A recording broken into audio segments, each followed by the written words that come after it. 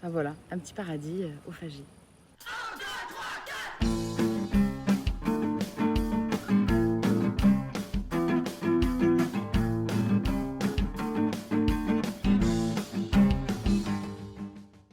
Je suis Laetitia, j'ai 35 ans, je suis maraîchère sur la petite commune du Fagey. Je suis venue au maraîchage en travaillant dans l'écologie, donc dans la protection des zones humides et de l'eau dans le sol. Et voilà, donc ça fait depuis 2017 que je me prépare à devenir maraîchère. Et voilà. Je suis au Fagey parce que c'est là qu'avec mon compagnon, on a trouvé une maison et des terres à acheter. Donc j'ai 3 hectares au Fagey sur lesquels donc j'ai lancé ma ferme maraîchère. Et le maraîchage, pour moi, c'est vraiment une façon d'appliquer mes valeurs au quotidien. Là, ce lieu, c'est un lieu où créer un petit paradis, où le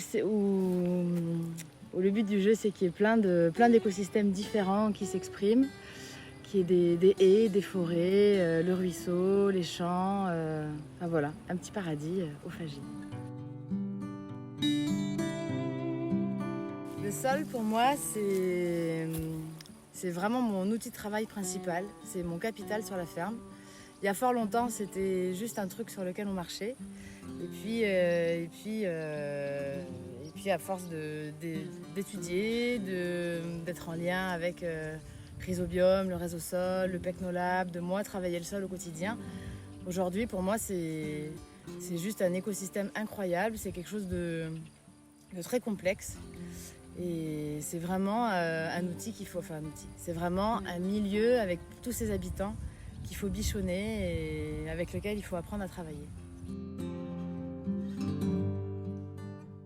Alors l'eau pour moi c'est vraiment crucial.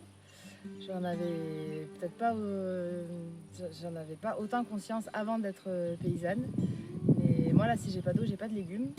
Et donc là sur ma ferme, j'ai un puits, une rivière qui est en face, mais les deux sont à sec l'été. Donc du coup j'ai dû faire un forage qui est à côté du petit cabanon en bas. Mais voilà, tout ça, ça suffit pas à me donner le volume d'eau dont j'ai besoin pour mes légumes. Donc va falloir trouver des solutions. Va peut-être falloir faire un petit bassin de rétention des eaux.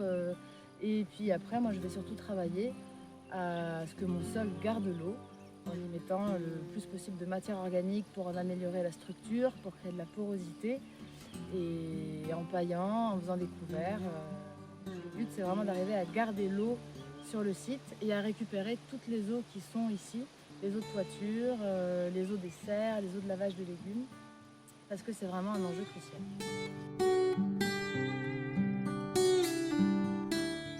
Les institutions, les gens qui nous gouvernent, moi je suis très, très révoltée contre tous ces gens qui prennent des décisions en étant très éloignés du terrain, qui ne concertent pas les gens de terrain, qui ont pourtant plein d'idées, plein de bonnes réponses.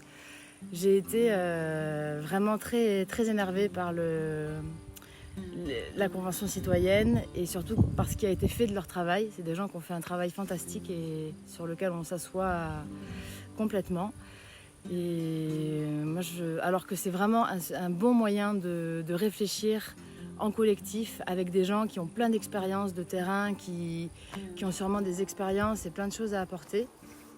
Et je crois qu'il est vraiment temps que la politique ce soit plus un métier, mais qu'en fait on aille en politique parce qu'on veut s'investir pour le collectif, pour la cité, et qu'après on retourne à sa vie civile d'artisan, de paysan, de chanteur, de je ne sais quoi. Mais ça ne peut plus être un métier parce que c'est pas possible de déconnecter autant les décisions du terrain.